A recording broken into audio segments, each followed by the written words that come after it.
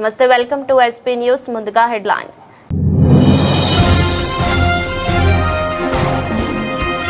Iran నాయకత్వాన్ని తుడిచిపెట్టేశాం, supreme leader కూడా లేరు, ట్రంప్ సంచలన వ్యాఖ్యలు.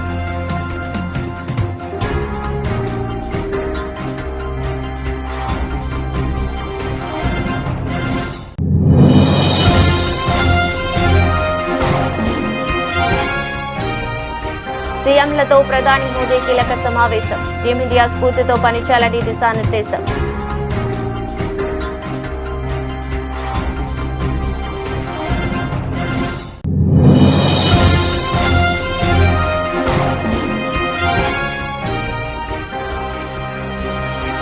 నోయిడా అంతర్జాతీయ విమానాశ్రయాన్ని ప్రారంభించిన ప్రధాని మోదీ, మల్టీ మోడల్ రవాణా కేంద్రంగా ఈ ఎయిర్పోర్ట్ నిర్మాణం.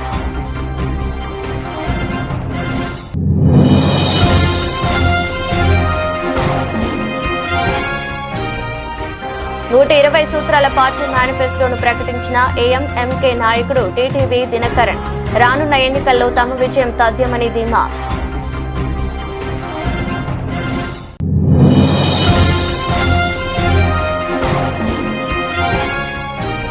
ఓంకారేశ్వర ఆలయానికి శంకుస్థాపన చేసిన సీఎం రేవంత్ రెడ్డి, మూసీ పునరుజ్జీవ ప్రాజెక్టులో భాగంగా ఆలయ నిర్మాణానికి సీఎం శ్రీకారం.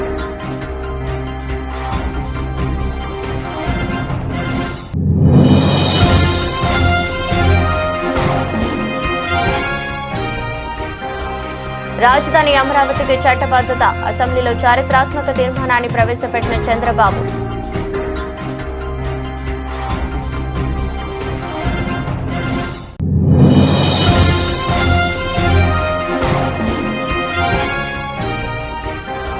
పోలీసులు ఆర్టీసీ బీసీ సంక్షేమంపై ప్రభుత్వ వైఖరికి నిరసనగా అసెంబ్లీ నుంచి బీఆర్ఎస్ వాకౌట్.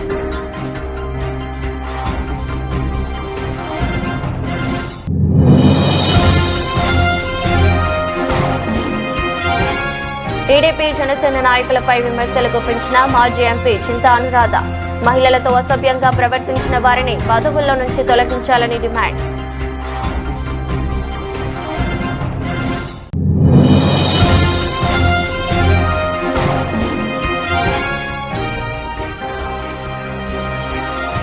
బెట్టింగ్ ఊబిలో పడొద్దు, ఐపీఎల్ సీజన్ మొదలవుతున్న తరుణంలో సిపి సజ్జనార్ విజ్ఞప్తి.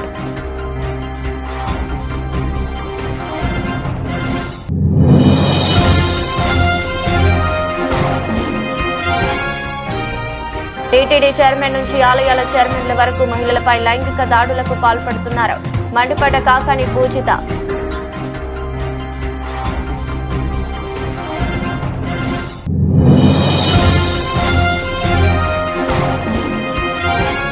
వెంకటేష్, కళ్యాణ్ రామ్ తో అనిల్ రావిపూడి కొత్త సినిమా వచ్చేడాది సంక్రాంతి కానుకగా విడుదల చేయనున్నట్టు తెలిపిన చిత్ర యూనిట్.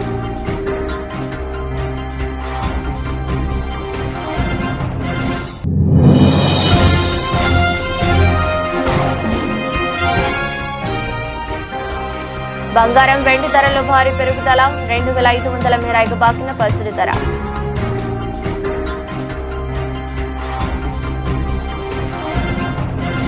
ఇరాన్తో కొనసాగుతున్న యుద్ధం నేపథ్యంలో ఆ దేశ నాయకత్వంపై అమెరికా అధ్యక్షుడు డొనాల్డ్ ట్రంప్ సంచలన వ్యాఖ్యలు చేశారు. ఇరాన్ కొత్త supreme leader Ayatollah Mustafa Khamenei మరణించి ఉండొచ్చని, ప్రస్తుతం ఆ దేశంలో పనిచేసే నాయకత్వం లేకుండా పోయిందని పేర్కొన్నారు. అమెరికా సైనిక దాడుల ప్రభావంతో ఇరాన్ ఉన్నత స్థాయి కమాండ్ మొత్తం తుడిచిపెట్టుకుపోయిందని, ఇది ఆ దేశ నాయకత్వంపై తీవ్ర నిశ్చితిని స్పష్టించిందని ట్రంప్ అన్నారు. మయామిలో జరిగిన future investment initiative priority summit లో ప్రసంగించిన ట్రంప్ ఇరాన్పై యుద్ధం, అమెరికా సైనిక చర్యల ప్రభావం గురించి విశ్లేషించారు. ఈ సందర్భంగా ఇరాన్ నాయకత్వం సైనిక శక్తిని పూర్తిగా నాశనం చేశామని వ్యాఖ్యానించారు. వారి నాయకులంతా చనిపోయారు, వారి సుప్రీం లీడర్ ఇక సుప్రీం కాదు, ఆయన కూడా చనిపోయారని ట్రంప్ తెలిపారు.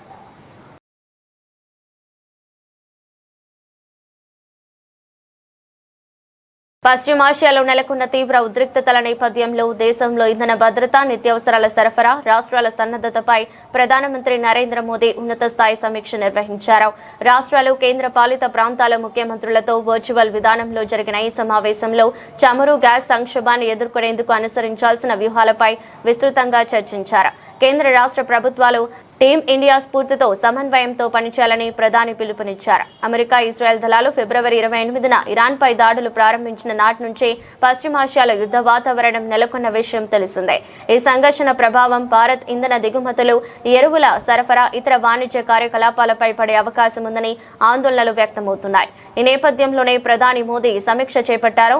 పెట్రోల్, డీజిల్, వంట గ్యాస్ సరఫరాలు అంతరాయాలు కలగకుండా చూడటం, సరఫరా గొలుసును పటిష్టపరచడం, నల్లబజారు, కృత్రిమ కొరతను నివారించడం వంటి అంశాలపై ముఖ్యమంత్రులకు దిశానిర్దేశం చేశారు.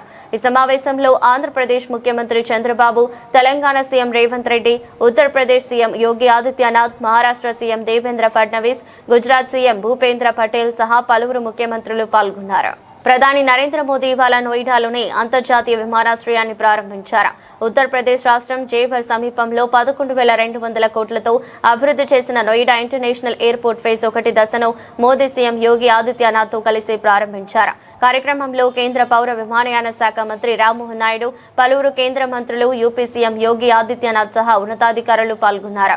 రోడ్డు, రైలు, మెట్రో, ప్రాంతీయ రవాణా వ్యవస్థలతో అనుసంధానించే మల్టీ మోడల్ రవాణా కేంద్రంగా ఈ ఎయిర్పోర్ట్ను నిర్మించారు. साथियों, आज का ये कार्यक्रम भारत के नए मिजाज का प्रतीक है। आप सभी देख रहे हैं कि आज पूरा विश्व कितना चिंतित है। पश्चिम एशिया में 1 महीने से युद्ध चल रहा है।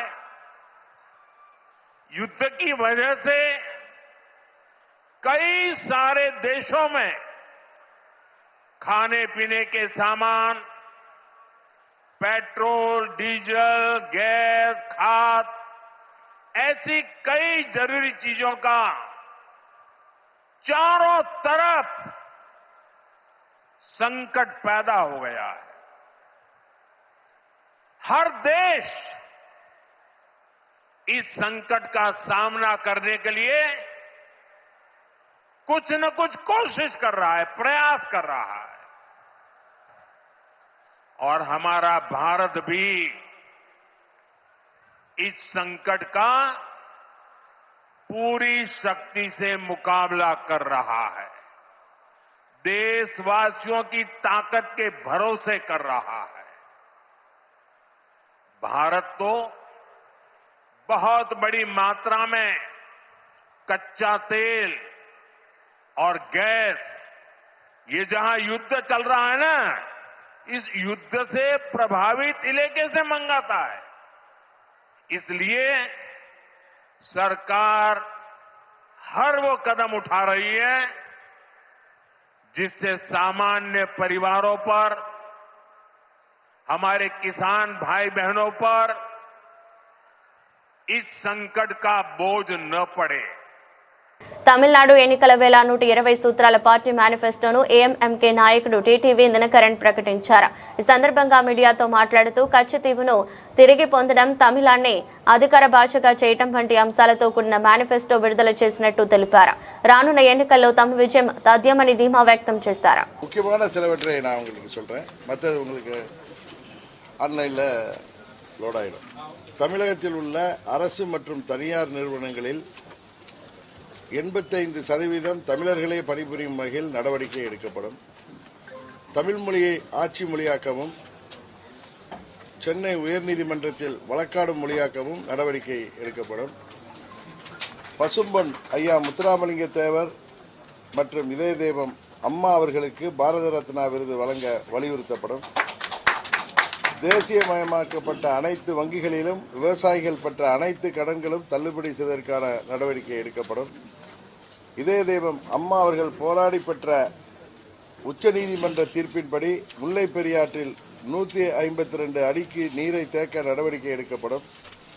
காவிரியின் குறுக்கே மேகதாது அணையை கட்ட முயற்சிக்கும் கர்நாடக அரசின் நடவடிக்கை முறியடிக்கப்பட்டு தமிழ்நாட்டின் உரிமை பாதுகாக்கப்படும்.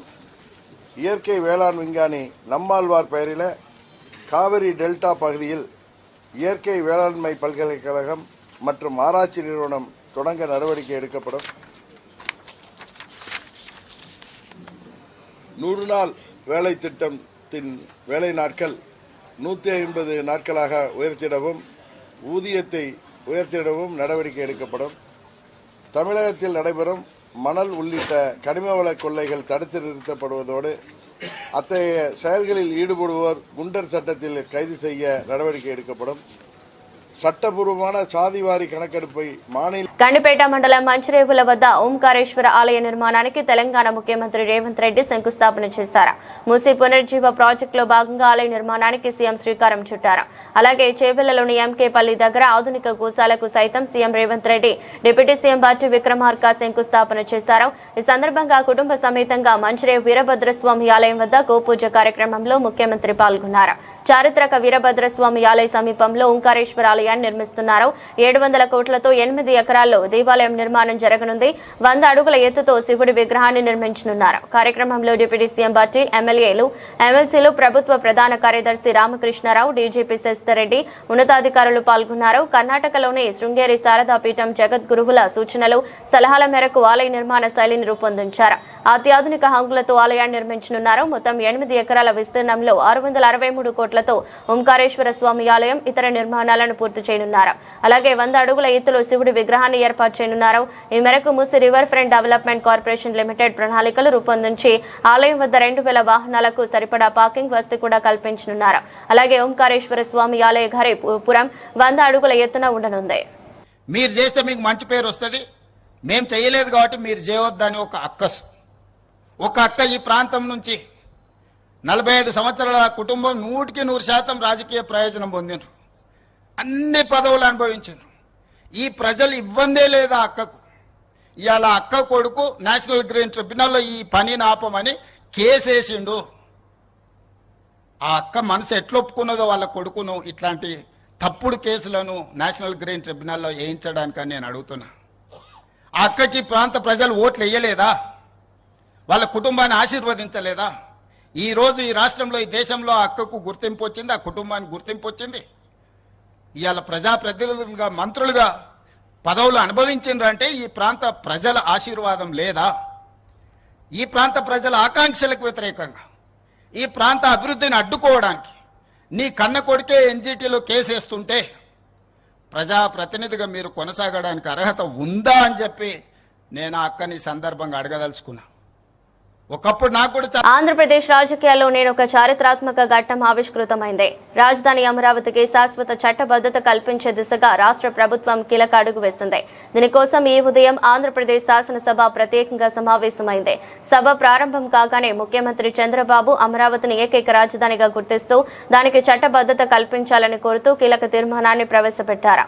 గత 5 ఏళ్లుగా సాగుతున్న రాజధాని అనిశ్చితికి తెరదించి ప్రజల్లో భరోసా నింపడమే ఈ తీర్మాన ప్రధాన ఉద్దేశం.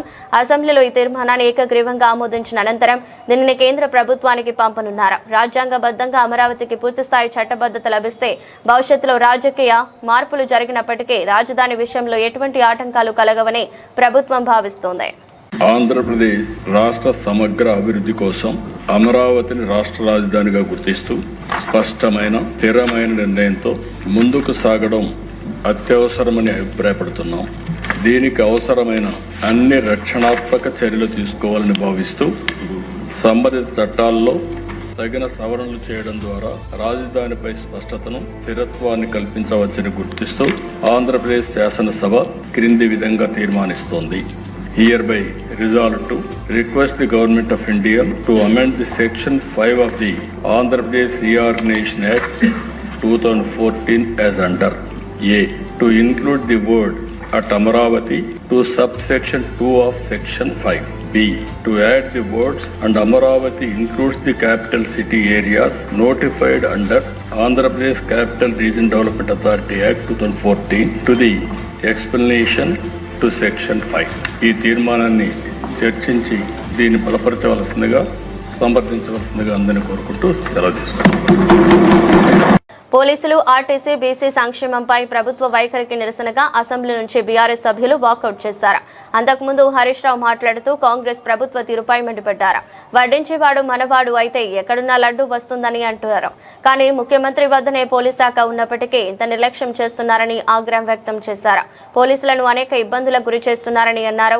పోలీసుల టీఏలు డిఏలు సరెండర్ లీవులు విడుదల చేయనందుకు నిరసనగా పోలీసుల ఆరోగ్య భద్రతా పథకంపై భరోసా ఇవ్వనందుకు నిరసనగా పోలీస్ శాఖలో ఉన్న 17,000 ఖాళీల భర్తీపై సమాధానం చెప్పనందుకు నిరసనగా పోలీసులకు కొత్త వాహనాల విషయంలో సమాధానం చెప్పనందుకు నిరసనగా బీసీల ఆత్మగౌరవ విషయంలో స్పష్టత ఇవ్వనందుకు నిరసనగా బీసీ సప్లాన్ నిధుల కేటాయింపుపై వైఖరి చెప్పనందుకు నిరసనగా ప్రభుత్వ ఉద్యోగులుగా ఆర్టీసీ ఉద్యోగుల అపాయింటెడ్ డేట్ చెప్పనందుకు నిరసనగా వాకౌట్ చేస్తున్నామని ప్రకటించారు. గౌరవనీయులు మా పొన్నం ప్రభాకర్ గారు సమాధానం ఇస్తూ పోలీసుల ఆత్మస్థైర్యం దెబ్బతీయొద్దని, పోలీసుల కోసం మనందరం కూడా నిలబడాలందరూ వారితో నేను పూర్తిగా ఏకీభవిస్తున్నాను అధ్యక్ష. ఎందుకంటే పోలీసులు రాత్రి పగళ్ళు మన కోసం వాళ్ళ జీవితాలను కూడా లెక్క చేయకుండా వారు ఈ సమాజం కోసం, ప్రజల భద్రత కోసం, ఈ రాష్ట్రం కోసం పనిచేసేటువంటి వ్యక్తులు. దాని విషయంలో మాకు ఎలాంటి భిన్నాభిప్రాయం లేదు.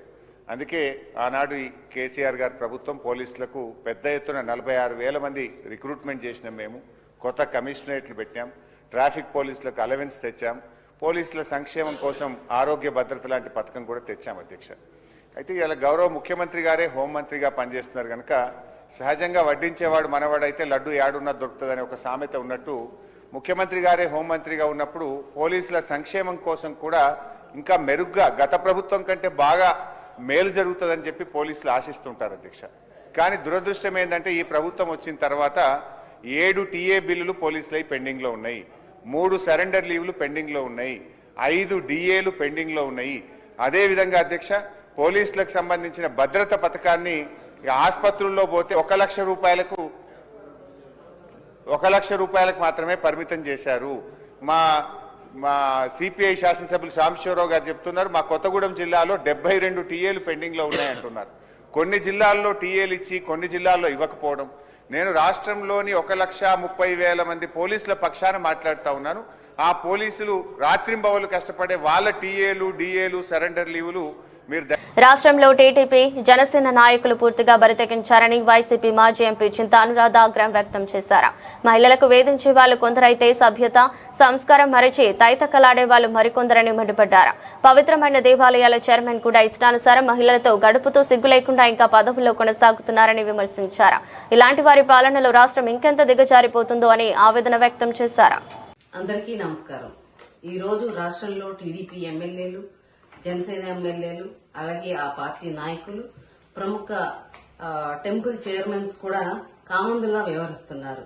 కామంతో కళ్ళు మూసుకుపోయి వ్యవహరిస్తున్నారు. ఈ రోజు అధికారం ఉందన్న మదంతో వారు కన్ను మిన్ను కాకుండా మహిళలను అలాగే యువతులను కూడా లైంగిక వేధింపులకి గురి చేస్తున్నారు. గత 19 నెలలుగా మనం చూస్తున్నాము, రాష్ట్రంలో పలు చోట్ల ఎమ్మెల్యే గౌరవప్రదమైనటువంటి ఎమ్మెల్యే పదవిలో ఉండి కూడా ఎంతో మంది యువతులకు వారు లైంగిక వేధింపులకు గురి చేయడం అనేది. ముఖ్యంగా చూసుకుంటే జనసేన రైల్వే కోడూరు ఎమ్మెల్యే గారు ఆర్వ శ్రీధర్, ఆయన వ్యవహారం రాష్ట్రంలో సంచలనం సృష్టించింది.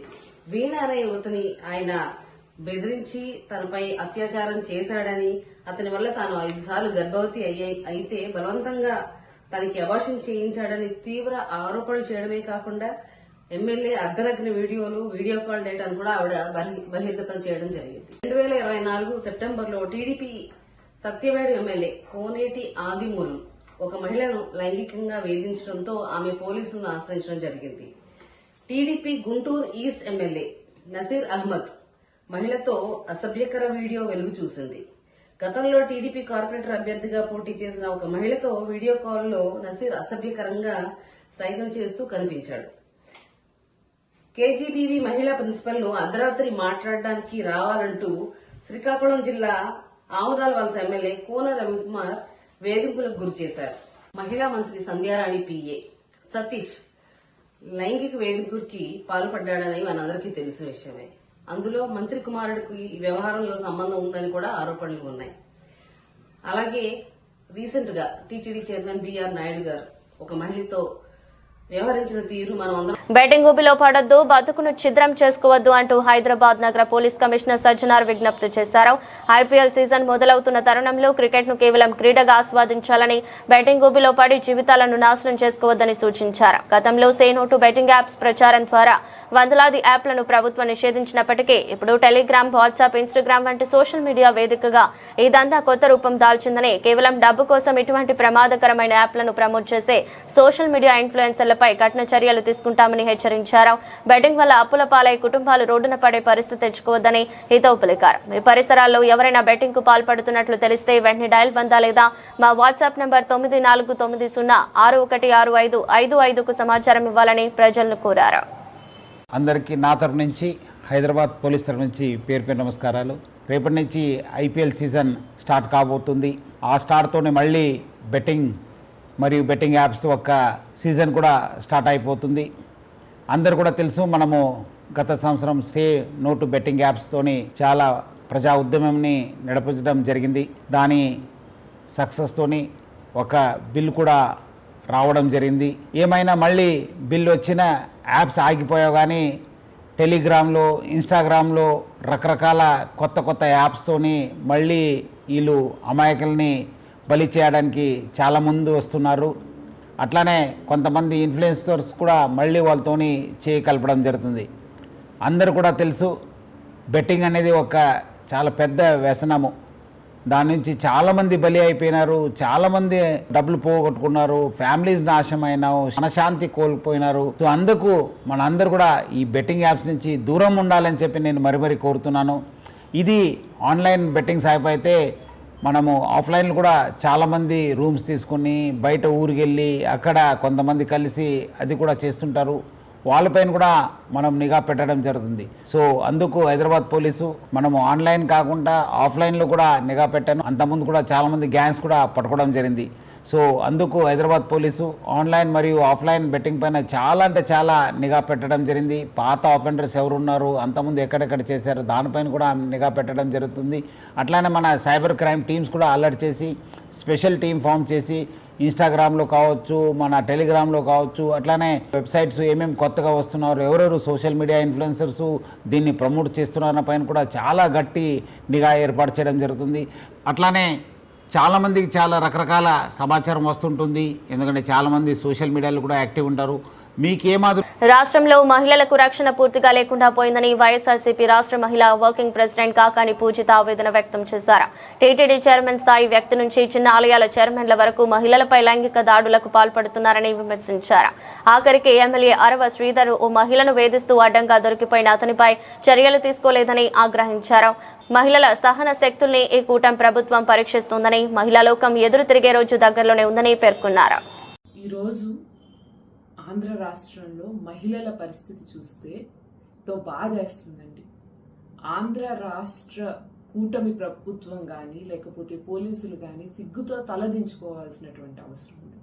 ఎందుకంటే ఈరోజు ఆంధ్ర రాష్ట్రంలో మహిళలకి భద్రత లేదు, రక్షణ లేదు అని చెప్పడానికి ఎక్కడ ఎవ్వరూ సంకోచించట్లేదు. రోజు జరుగుతున్నటువంటి సంఘటనలు వాటికి నిదర్శనం. మనం ఇది వరకు చాలా విషయాలు మాట్లాడుకున్నాం. టీడీపీ, జనసేన ఎమ్మెల్యేలు అయితే కానివ్వండి, లేకపోతే టీటీడీ లాంటి పుణ్యస్థలమైనటువంటి దానికి సంబంధించినటువంటి చైర్మన్లు కానీ, ముఖ్యులు కానీ చేసేటువంటి ఆడవాళ్ళ మీద చేసేటువంటి లైంగిక దాడులేమి, వాళ్ళని మోసం చేయడం ఏంటి, ఒకటి కాదు రెండు కాదు ఎన్ని కథనాలు వినుంటామో మనం, with proofs. Arava Sridhar incident, Pawan Kalyan గారు నేను మహిళల్ని కాపాడడానికి వచ్చానని చెప్పి జనసేన ఒక ఎమ్మెల్యే మహిళ పట్ల అసభ్యంగా ప్రవర్తించిన వీడియో బయటకు వచ్చినా గానీ ఆయన కనీసం దాని మీద ఒక యాక్షన్ కూడా తీసుకోకుండా దాన్ని ఏదో తుతు మంత్రంగా, ఆ రోజు మరీ నవ్వొచ్చే విషయం ఏంటంటే ఏదన్నా ఉంటే అది బయటికి రాకుండా చూసుకోండి అని చెప్తున్నారు. దాంతో పాటు ఆదిమూలం గారి వీడియో, బయట వాళ్ళని కాదు, ఆ వీడియోలో ఉన్నటువంటి వ్యక్తి ఎవరు, మీ సొంత టీడీపీకి కార్పొరేటర్ గా కంటెస్ట్ చేసినటువంటి మహిళతో అసభ్యమైనటువంటి సైగలు చేస్తూ వీడియో బయటకు వచ్చింది. దాని మీద ఏం యాక్షన్ తీసుకోలేదు. తర్వాత కునా రవికుమార్, ఇది జరిగి ఎన్ని నెలలు అయి ఉంటుందంటే ఆయన మీద ఏమన్నా యాక్షన్. వరుస విజయాలతో దూసుకుపోతున్న స్టార్ డైరెక్టర్ అనిల్ రావుపురి మరో క్రేజీ ప్రాజెక్ట్ ను ప్రకటించారు. విక్టరీ వెంకటేష్, నందమూరి కళ్యాణ్ రామ్ హీరోలుగా ఒక భారీ మల్టీ స్టారర్ చిత్రాన్ని తెరకెక్కించనున్నట్టు అధికారికంగా వెల్లడించారు. ఈ చిత్రాన్ని వచ్చే ఏడాది సంక్రాంతి కానుకగా ప్రపంచ వ్యాప్తంగా విడుదల చేయనున్నట్టు చిత్ర యూనిట్ తెలిపింది. ప్రముఖ నిర్మాణ సంస్థ షైన్ స్క్రీన్ బ్యానర్ పై సాహు గారపాటి ఈ చిత్రాన్ని నిర్మిస్తున్నారు. భగవంత్ కేసరి, మనశంకర వరప్రసాద్ వంటి విజయవంతమైన చిత్రాల తర్వాత ఈ సంస్థ నిర్మిస్తున్న మరో భారీ చిత్రం ఇది. సురేష్ ప్రొడక్షన్స్ అర్చన ఈ సినిమాను సమర్పిస్తుండగా జీ స్టూడియో సహా నిర్మాతగా వ్యవహరిస్తోంది. ఈ ప్రాజెక్టుకు తాత్కాలికంగా వెంకీ అనిల్ 5, ఎన్కే RAR 2 అనే వర్కింగ్ టైటిల్స్ పెట్టారు. ఈ సినిమాను పూర్తిస్థాయి ఫ్యామిలీ ఎంటర్టైనర్ గా అన్ని వర్గాల ప్రేక్షకులను ఆకట్టుకునేలా తీర్చిదిద్దుతున్నట్టు చిత్ర వర్గాలు తెలిపాయి. ప్రస్తుతం ప్రీ ప్రొడక్షన్ పనులు వేగంగా జరుగుతున్నాయి. త్వరలోనే పూజా కార్యక్రమాలతో సినిమాను లాంఛనంగా ప్రారంభించనున్నారు. పశ్చిమాసియా ఉద్రిక్తతల నేపథ్యంలో బంగారం, వెండి ధరలు అంచనాలకు అందిన మార్పులు చోటు చేసుకున్నాయి. గత 2 రోజులుగా ధరల్లో మోస్తరు మార్పులు కనిపించినప్పటికీ నేడు అనూహ్యంగా భారీ స్థాయిలో ధరలు పెరిగాయి. భారత్లో 10 గ్రాముల మేలిమి బంగారం ధర సగటున 2500 మేర పెరిగింది. కిలో వెండి ధరలు 5000 మేర పెరుగుదల కనిపించింది. గుడ్ రిటర్న్స్ వెబ్సైట్ ప్రకారం నేడు ఉదయం 10 గంటల సమయంలో హైదరాబాద్ బులియన్ మార్కెట్లో 24 క్యారెట్ల 10 గ్రాముల బంగారం ధర 1,48,090కు చేరుకుంది. నిన్నటి ముగింపుతో పోలిస్తే ధర 2510 మేర పెరిగింది. 22 క్యారెట్ల 10 గ్రాముల బంగారం ధర కూడా 2300 మేర పెరిగి 1,35,750కు చేరుకుంది. కిలో వెండి ధర నిన్నటితో పోలిస్తే 5000 మేర ఎగబాకింది. ప్రస్తుతం 2.5 లక్షల వద్ద కొనసాగుతుంది. ఇక అంతర్జాతీయ మార్కెట్లో ప్రస్తుతం ఔన్స్ 24 క్యారెట్ల పసిడి ధర $4,492 వద్ద కదలాడుతుంది. ఔన్స్ వెండి ధర $69గా ఉంది. వార్తలు ముగించే ముందు మరోసారి హెడ్లైన్స్. ఇరాన్ నాయకత్వాన్ని తుడిచిపెట్టేశాం, సుప్రీం లీడర్ కూడా లేరు, ట్రంప్ సంచలన వ్యాఖ్యలు.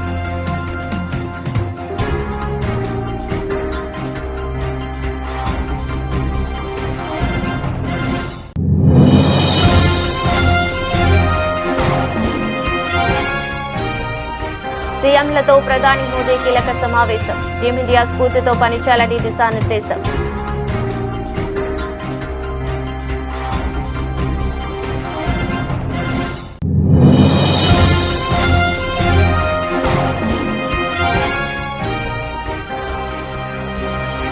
నోయిడా అంతర్జాతీయ విమానాశ్రయాన్ని ప్రారంభించిన ప్రధాని మోదీ, మల్టీ మోడల్ రవాణా కేంద్రంగా ఈ ఎయిర్పోర్ట్ నిర్మాణం.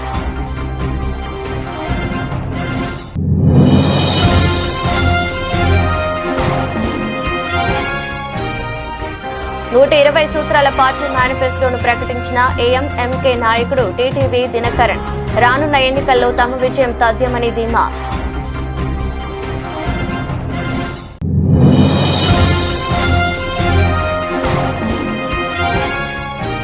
ఓంకారేశ్వర ఆలయానికి శంకుస్థాపన చేసిన సీఎం రేవంత్ రెడ్డి, మూసీ పునరుజ్జీవ ప్రాజెక్టులో భాగంగా ఆలయ నిర్మాణానికి సీఎం శ్రీకారం.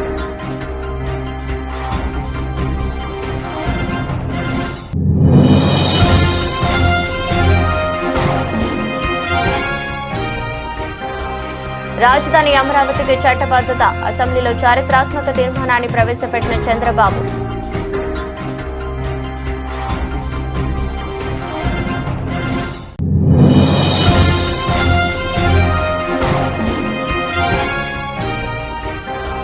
పోలీసులు ఆర్టీసీ బీసీ సంక్షేమంపై ప్రభుత్వ వైఖరికి నిరసనగా అసెంబ్లీ నుంచి బీఆర్ఎస్ వాకౌట్.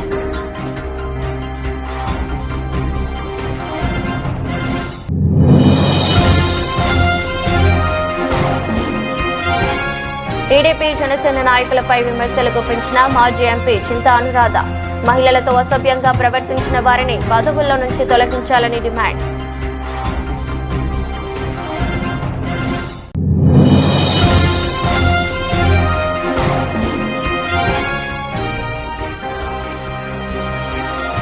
బెట్టింగ్ ఊబిలో పడొద్దు, ఐపీఎల్ సీజన్ మొదలవుతున్న తరుణంలో సిపి సజ్జనార్ విజ్ఞప్తి.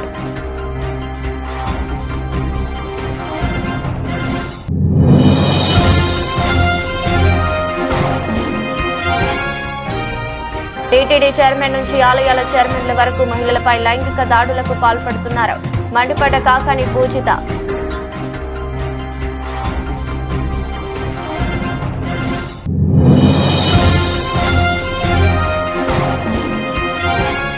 వెంకటేష్ కళ్యాణ్ రామ్ తో అనిల్ రావుపూడి కొత్త సినిమా వచ్చే ఏడాది సంక్రాంతి కానుకగా విడుదల చేయనున్నట్టు తెలిపిన చిత్ర యూనిట్.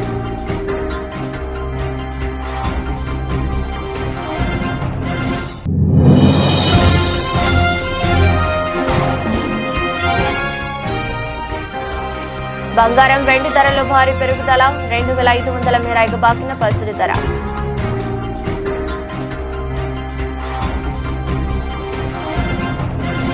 ఇది బులెటిన్. మరో బులెటిన్లో మళ్ళీ కలుద్దాం. అంతవరకు సెలవు. నమస్కారం.